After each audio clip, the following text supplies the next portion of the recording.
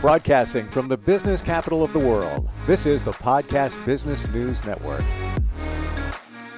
And welcome back, everyone, as we enter a brand new year. And even if you're seeing or hearing this after the first of the year, it totally applies.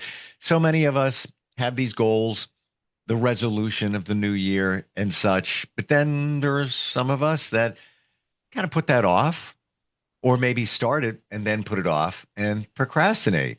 Why do we procrastinate? Why are we putting these things off? We know we shouldn't. We know we're going to benefit from it in many different ways.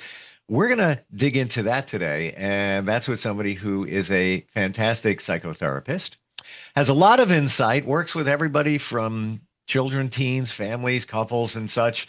And she's back with us. Susie Engel is on the program. How are you doing today? I'm fine, Steve. How are you? Really good. And it's so funny that we're talking about this because I just walked to the bathroom and was coming back. And my friend and I have decided he's going to stop vaping.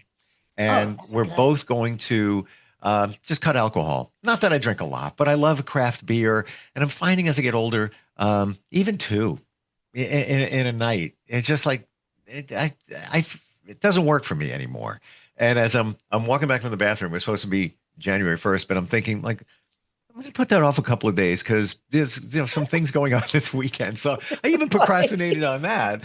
So Monday will be it. That's funny. We all do it. We all do it. What are some of the reasons that we do procrastinate in general? We all do it. We've all done it. I think that some people, I just think it's a developmental thing. I think that I hear the strongest experiences, or maybe this is just my subjective experience. Procrastination was very strong for me, high school age. Definitely one of my first early experiences in college. And I just said to myself, I will never put myself through this again because I was so stressed out. And back then we didn't really talk about feeling stressed. It's just, I did not feel right. I was revving. I rushed to finish a paper for college, and I like doing a good job when I'm supposed to do things, and here I am scrambling and making myself sick. I mean, spiritually, mentally sick, and physically, my body was so tense. So I handed it in. It was a very poor paper, and I really did tell myself at that point that I would never procrastinate again. I'd rather say I run out of time in the day and I'll get to what I haven't accomplished. But why do people procrastinate? I mean, it's like this insidious version of avoidance. Mm. I'd rather do something else than do that. So, but I have this, once I came to like suffer so much through procrastination at that moment in college, I just said to myself, I don't want to put myself through this again. And I'm putting myself through it. And so after that, one of my methods was do everything I dislike or don't want to do in a day first. And that's literally how I managed to change my method about procrastination. And I still do. I still do like all sorts of good things at the beginning of the day to welcome my day and have purpose. But on my to-do list, I will prioritize all the things I least want to do and do them first. That's a challenge. I have to say, it is. And that's just me. So this is just subjective, right? I think it's a great idea, but it's I find it being a challenge. Let's look at why we procrastinate. There's so many different reasons. Fear of failure, fear of success. Yeah. Avoidance. I don't want to do that. Yeah. It's not a fun thing for me to do. I'd rather do something else. Fear of well, all these things, fear is the is the Operative word. operative word, Yeah. right? Right? Yeah. But you So know what? fear, The deeper I go into it, I don't find it so much anymore fear of failure, where maybe back then it was, or maybe I just realized what it really is. It's not fear of failure, it's fear of failing myself. and then procrastination is failing ourselves. Yes, but So it used to be like I worried about what people thought, how they would judge. So I'm not going to do it, because it's not going to come out right, and people are going to look at it a certain way. I'm like, I don't really care about that anymore. oh, that's a good It thing. it really comes down to me setting the goal and then failing myself. That seems to be more important. And maybe it was always that way along the way, and I only Unconscious. realized that in the last couple of years. But again, it comes Yeah. back to the basics. It's fear. It's fear, and then of failure of some sorts, right? Well, and I think it's also early, whether it's skill sets or like I have a very strong work ethic.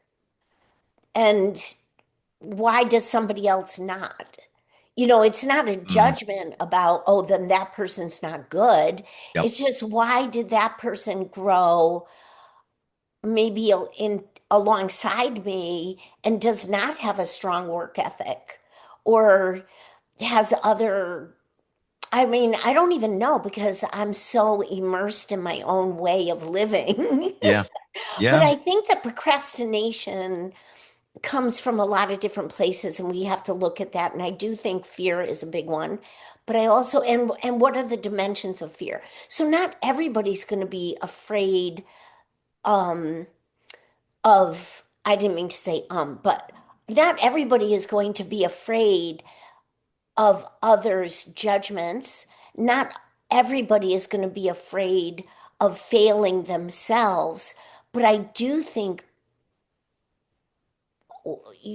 there is this other part of fear that says, a what if? Like, a what if I can't do it? Ooh, yeah. The what if. Or what if I don't have everything in a row, which is a little bit of fear of failure? What if I'm not good enough for this? And that's a deep-seated, the good enough problem is a deep-seated self-worth Oh, issue universal, right? So that we all have it in some shape and form, not good enough. And at some point in our lives, unless we've totally come to terms with a lot of things, which takes a lot of work and constant work and a lot of good self-care, and but I think that also the work ethic. So how have we learned to do what we do? So we've talked a little bit about how little kids, they don't need to be taught how to walk, right?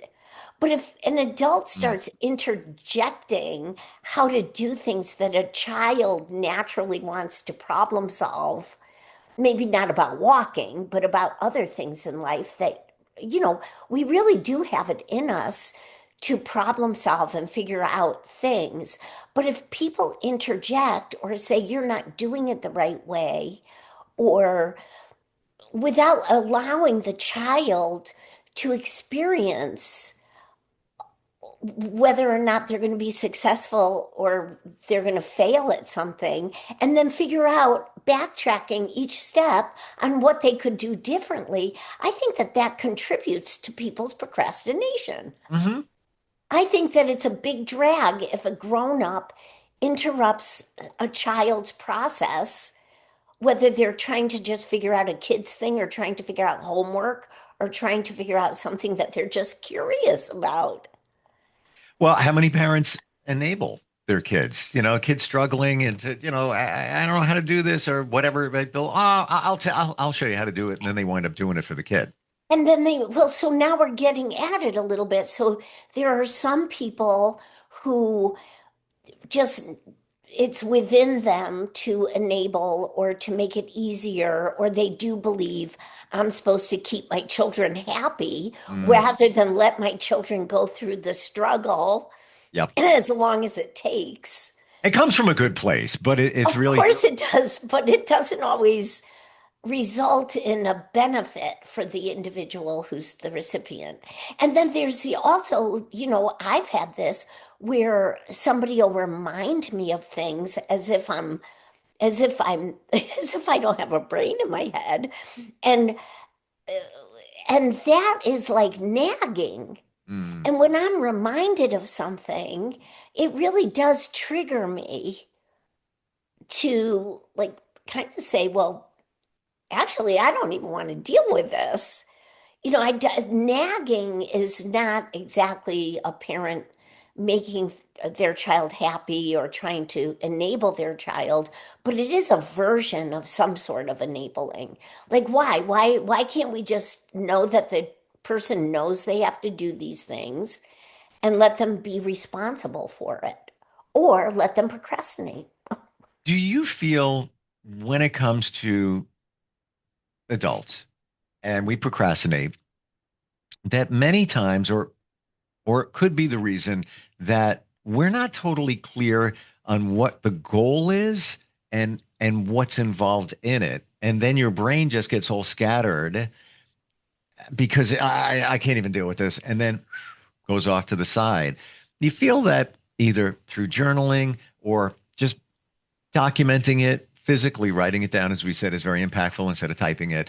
Yeah. So you solidify what you're trying to achieve. I find Yeah. that in myself, sometimes where it's like, yeah, I want to. Oh, wait a minute. I'm not even sure how to get there, what I need to do, and really what the end goal is. I like what you're pointing out because what we could say is that's a bit of experiencing overwhelm. Like, I'm not even sure where to start or how to get to my end goal. And sometimes with overwhelm, Mm, that becomes maybe a contributor to procrastinating as well. Now, we also have to look back. I mean, especially if we use like the therapeutic models of EMDR or any type of therapy, sure. we have to look back. What are our initial experiences of overwhelm that may have nothing to do with the subjects that we talk about? It just may have to do with, oh my gosh, I was a little child and this experience. And I talk to the young children who come to my office and I talk to the adults who come to my office. What might have that felt like when whatever their experiences were overwhelming? And they can describe it all, and I think that that's phenomenal. But really, what I end up saying is when I hear you describe this, it's as though these experiences, and we've talked about this, Steve, it's as though these experiences are too big for your body. And I think you've talked about how certain things feel like a tidal wave Mm. rather than we have the perspective of, I can handle this. And this all comes back to procrastination or not procrastinating, You to know, be or not to be. it really does, and I think we don't realize it that that's really what's going on there. But we all procrastinate. Why do you think? Okay, we got brand new year starting. We know many of us want to change our health, our fitness goals, and then we don't, or we just keep putting them Yeah, off. yeah, What do you think is going on? Yeah, just I'm bringing it up because it's real at this moment.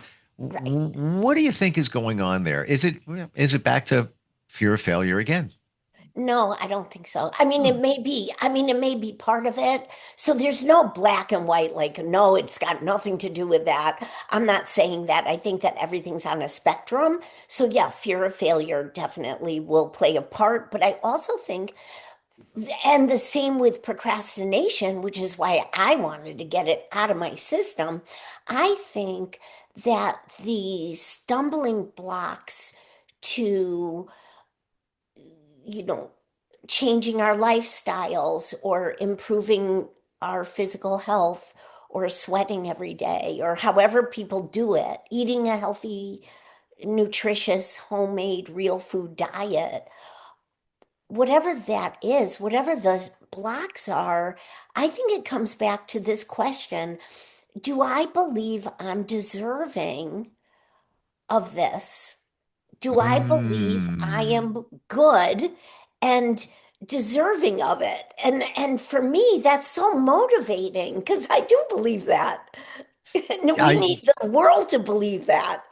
thank you for saying that. I completely forgot about that word, deserving. I feel many of us feel we don't deserve things. Get it. Yeah, or forget that. That's a beautiful question. If I'm procrastinating or at a stumbling block, mm, to be able to say, let me reflect about this question. Am I believing that I'm deserving to grow in this way or to experience whatever I think this goal is for me? It could be any goal. It doesn't have to be a healthful diet, or Sure. it can be any goal, right? You know. But the deserving thing is big, you It's know? big, but it's also to the point. Isn't it? If we stop and ask ourselves that, don't we get a burst of motivation? Like I get clarity from that. Uh, Processing whether you deserve something or not. Yes, well, yes. I mean, why would you not deserve? Why would anybody in the world not deserve personal growth or what was it that you brought up? So procrastination, the overwhelm, maybe. How Mm. do I go about this? Is it Yep. possible for me to get to that point? Yep. Fear of That failure. failure, fear, all these emotions are natural. Those emotions, fear and failure, those are emotions. They're natural. But if they freeze us, then we're getting into some sort of threat mode, Mm. like the fight, flight, freeze thing. If we're Yep. frozen and Yep. can't move Sure. and can't budge ourselves to accomplish this, then we have to look at what is this reminiscent of? I have a friend that has everything in front of him. Like he looks like a male model. He looks 20 years younger than he is. He's fit. He's a great speaker. He's essentially a motivational business type coach, but he hasn't elevated his business to where it should be, where it deserves to be. Deserves. And it's almost as if he can't get out of his own way. But I'm feeling that he's not afraid of failing. He's No, afraid of succeeding. maybe, but that comes back to the deserving. And listen, this Mm. stuff is Oh, unconscious. for sure. It's just when the moment comes and the unconscious becomes conscious, the unawareness becomes an awareness. That's when things shift, like a breeze, easy. Mm. That's when things shift. And this person, this friend of yours, probably has to go back and say, how might I have been informed of success? A lot of people experience these traumas where they're super successful, they feel so good, and then somebody tells them, don't be on a high horse. Or where do you think this, who do you think you are to have this confidence, or confuse confidence with conceitedness. And all these things play a part of holding people back, But I view all this stuff. If somebody doesn't believe they're deserving, procrastinates, maybe hurts themselves with their lifestyles. I just think that all these things are a level on a spectrum of self-harm. And why? Why are we punishing ourselves? Why? Subconscious. It's the unconscious or Yeah. subconscious, however you Yeah. use the terms. It's the unconscious holding ours, but it's usually the unconscious is often fed by somebody else's insecurities or fears. So if a, okay, go. How do you mean that? It's fed by somebody else's fears. Well, let's say I felt really, really good about my tennis game one day, and I'm really not that good. And somebody said, Oh. Mm. you're not that good. You know, if you were 4.5 level, then you could feel that way. But that's not true. It's my individual Yeah. satisfaction and reward and fulfillment in doing something that I'm trying out. That's all. Yeah. Whether you And I don't good or really care not, about, it doesn't yeah, matter. If you yeah. enjoy the game, then you just do your thing. Whatever And you get have out of that, it, you get out of it. That's your choice. and you get what you get out of it. That's what you just said. And what happens if, when I was a child, I felt really confident about something. I felt really good about it. And somebody said, "Well, you're okay, but I mean, don't get conceited." And then you have this undermining Mm. negative undercurrent of Yeah. something that was a very pleasant experience. And I think that these all feed into procrastination. I'm not deserving. Who am I? And I think that as we grow through life, we have to really understand these things and realize that that's how we're informed by other people. And we Well, talked about social media too, you and I oh, did. yeah. I mean, Like social media is a big one, but if you think about just our individual experiences. well, we talked about how comparison steals joy. So if you look on social media and you see, another therapist in another state and they're playing tennis and they posted it and they're damn good, then you start looking like, oh, well, I'm not that good. But I'm finding No, as I get older, I care less and less and less about I what people think. totally, I I can't, like, didn't though. That's only in the last, yeah, I don't know, handful of years where it just I pulled back from it and like I don't really care. And I wish, we all do this. We all think about this, or this question comes up. If you could tell your younger self something that yeah. would have made a difference, it would have for me. It would have been that. It would have been that. Don't care But what people think. yeah, and I love that people can figure this stuff out at very early ages. And even at my office, sometimes parents can come in and they can start understanding how they're maybe misinforming their children in these subtle ways. Right? Mm, It's just serious. And it's also good at any age to understand this and to put it to rest. for sure. Because why would you want to, you know, I just think it's exciting to understand all these conversations that we have. I would guess that the audience of these podcasts can reflect on these conversations and get a lot of personal growth out of them. I've told you before, it's your superpower is making us think. So I think about these things, and process like, why do I do what I do? Oh, that goes back to, something in childhood, maybe subconscious, and even the procrastination thing. As I'm, I shared before, had some goals, didn't really push it. Why? Because I didn't clearly define them as I reverse engineer it. And then what are the steps that I need to do? Because a lot of times, all right, let me work on this. I don't even know what I'm doing. All right, let me put that to the side and go do something else. Yeah.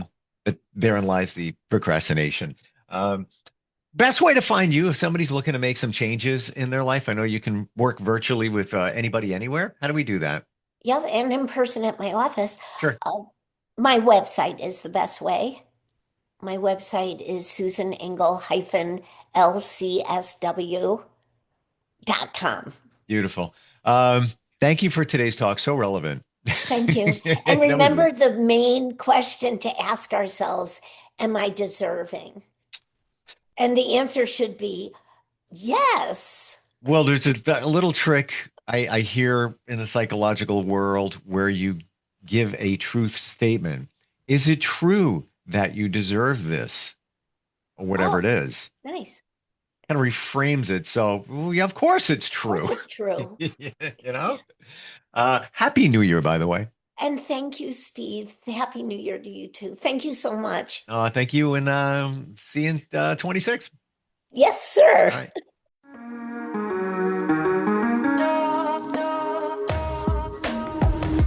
Broadcasting from the business capital of the world, this is the Podcast Business News Network.